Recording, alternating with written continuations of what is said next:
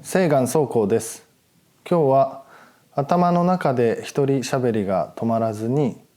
気持ちが落ち着かないとお悩みの40代女性あやこさんからのご相談です。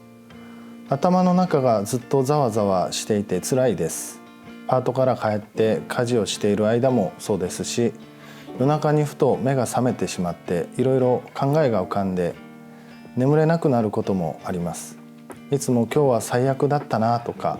明日もしんどくなるだろうなって心の中でぐるぐる独り言が止まりません。この前夫と些細なことで言い争ってしまい、結局最後は何も言えずに黙っちゃった日がありました。その日の夜中もずっともっと言い返せばよかったのにって後悔でほとんど眠れませんでした。今日も疲れていたのか、娘にきつく当たってしまって、なんであんな言い方をしたんだろうって情けない気持ちが消えずにもやもやしています。家族は大好きですし、自分も大事にしたいのに、この一人反省会がずっと続いて気持ちも休まらないです。最近は肩こりとか頭痛まで出てきてます。こんな私が楽になれる方法がありましたらぜひ教えてください。よろしくお願いいたします。お便りをいただいてありがとうございます。禅の言葉に遠心遠梅という言葉があります。猿が枝から枝に飛び移ってずっと飛び回って止まらない様子を表す言葉です。あやこさんの頭の中で起きていることもこの遠心遠梅と例えることができるかなと思いました。ご主人と言い争ってしまった。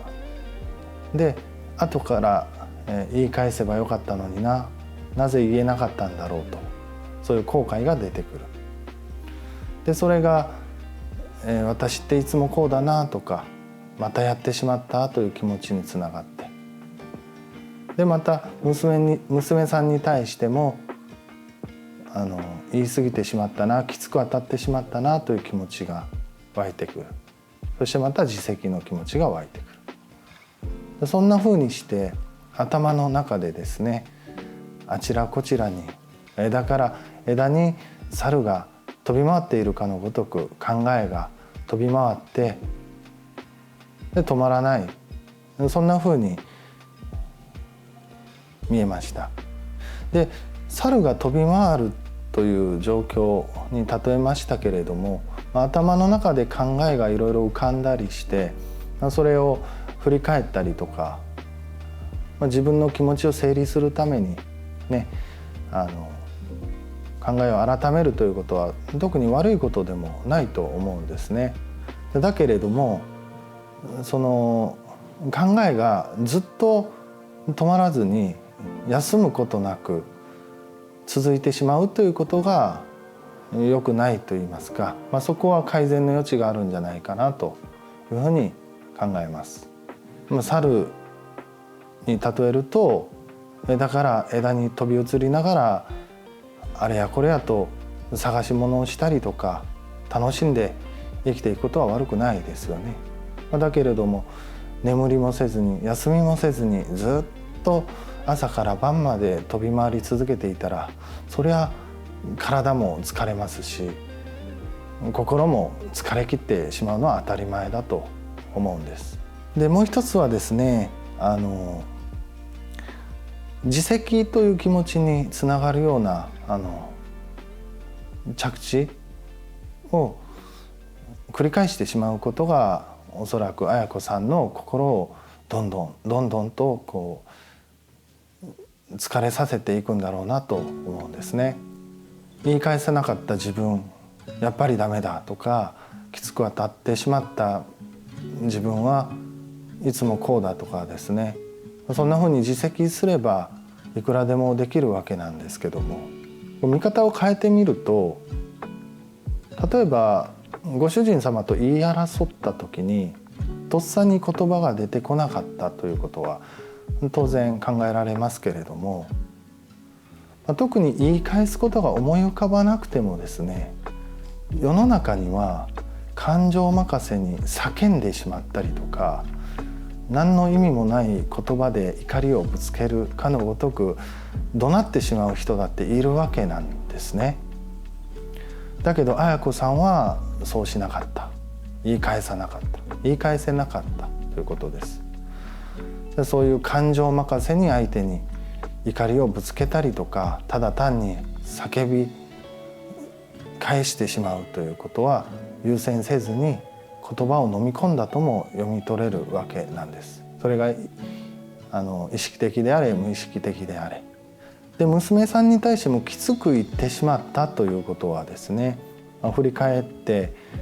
そうだったんだなと反省したり、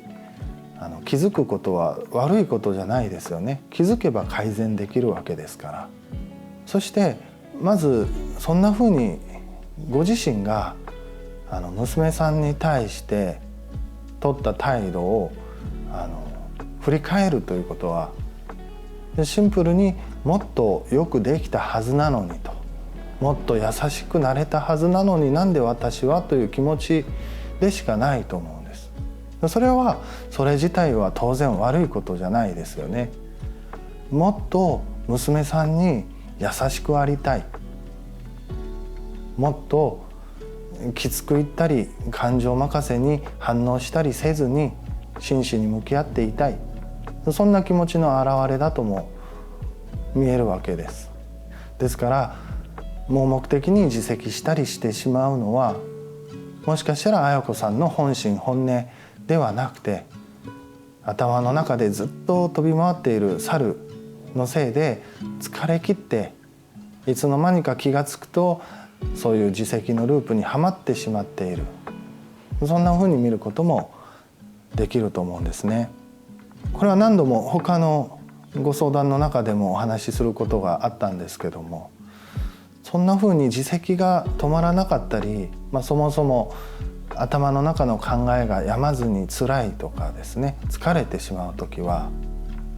止めようと、それをやめようと思うこと自体もあまり良くないように思います。反応すればするほどどんどん苦しくなることが多いんですね。なので頭の中で考えとかいろんな良くないなと思うような感情が湧いた時は、ただ手放したり受け流したり放っておくということができればいいなというふうにいつもお伝えしております。私もですね20代の時に綾子さんと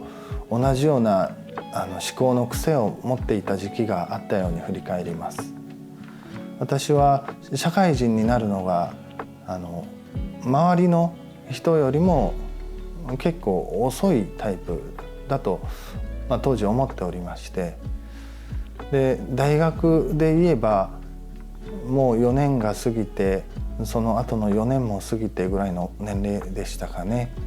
それでもまだ社会には出ずに好きなことをやったりして生きていたわけなんですよ。である時ですね、30代に入る手前ぐらいで、これじゃいけないなと、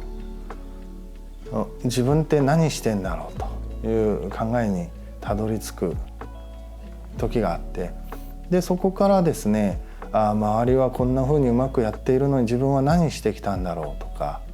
もう今更何をしても追いつけないんじゃないかとか、自分だけ置いてけぼりで幸せには生きていけないんだろうなとかですね。でそこから昨日あった小さな出来事、今目の前にあるいろんな生活のこと、全部が情けなく悪いように思えてきて、とっても苦しんだ日々を過ごしておりました。でそんな折に出会って助けになったのが当時ですといわゆるその自己啓発というんでしょうか、そういう自分の心だったり考え方に向き合う癖を見つけてですね、本を読んだりいろんな人の話を聞いたりするようになったんです。でそんな中でですね、よく流行っていたマインドフルネスだったりとか、当然仏教の教えもそうですし、今僧侶になったこの禅のエッセンスコツなんかに出会ったわけなんですけども、仏教や禅の世界では雑念が出て、その雑念を追い払いたい、あるいは煩悩が出てその煩悩に打ち勝ちたいということさえも雑念であり煩悩だというふうに表現したりするんですね。それがまさに私にとっては助け舟となったりお守りになったと今思うと振り返ることができます。ですから雑念だったり煩悩だったり今ね自責されて、とても苦しいとおっしゃっている綾子さんの中の気持ちや頭の中の考えもそうなんですけども、抗うことなく来る時は来る、で去る時は去る。実はそれが仏教の中で説かれる無常の真理でありますし、そんなふうに捉えることができたらいいなとご相談文を見ながら感じました。人が水に溺れて、その人が焦っている時、余裕がない時ですね、多くの人はきっとバタバタバタバタとあがいてしまうと思うんですね。だけれども冷静な時にもし溺れたらどうしたらいいんでしょうかということを専門家の方、あるいはその専門書だったりとかですね、そういう有益な情報源でしっかり確認をしてみると、あがかないでくださいというふうに書いてあったり言われるそうなんですね。それが今お伝えしているような抗うことなく放っておいたり脱力するということとも近いんじゃないかというふうに思うんです。水は上から下に流れますよね。当たり前のことです。で、雲は今見上げると多かったり少なかったり大きかったり小さかったりしますけれども、今昼の時間帯に撮影をしております。夕方になって見上げるとまた違う雲があったり雲がなくなっていたりするわけなんです。そういうふうに抗うことなく流れていくものだというふうに捉えてみることが助け舟だったりお守りになると思います。さて実際にですね、今ここから綾子さんが少しでも楽になれるようなお守りをお伝えします。まず気づいてください。気づくことから始まります。今夫と言い争ったことに対して振り返って考えているなと。でそのまま気づいたらしばらく見ておくんですね。その浮いた考えがどこに向かうのか。私は言い返せなかった、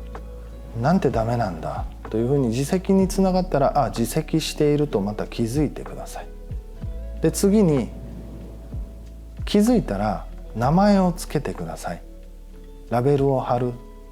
という作業ですね。先ほどの状況であれば夫のことを考えている。で次に自責の言葉が出てきた。次に娘のことも考えている。きつく言ってしまったと後悔している。そんなふうに名前をつけてください。まるでドキュメンタリーか何かのテレビ番組をビデオ映像を見ていて、あなた自身が綾子さん自身がナレーションをつけているような状況に近いですね。そしてできそうなタイミングだったりできそうな心の隙間があったら最後のステップとして「はい、今日は終わります」と終了の宣言をしてください。綾子さんが気づいて、そしてナレーションをして名前をつけたりラベルを貼っていく。で自分の思考や感情を観察している状況で、最後に「はい、今日は終わります」とご自身でその見ている映像にエンドロールを流すような作業ですね。今日はここで終わりで、一度やって全部が全てがききれいさっぱりとうまくできるようになるわけではないとは思いますけれども、こういう作業をやっていくうちに体に染み込んで癖となってですね、いろんなものの捉え方とか、自分の心の扱い方が上手になっていきます。これはやってみればわかると思いますので、ぜひやってみてください。お守りは以上です。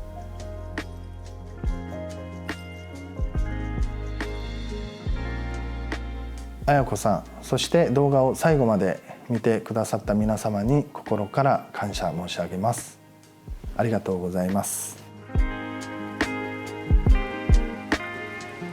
お気づきやご感想があればぜひコメントで教えていただけると嬉しいです。お悩み相談がある方は概要欄にご相談窓口のリンクもございますので、お便りくださいましたら幸いです。ありがとうございます。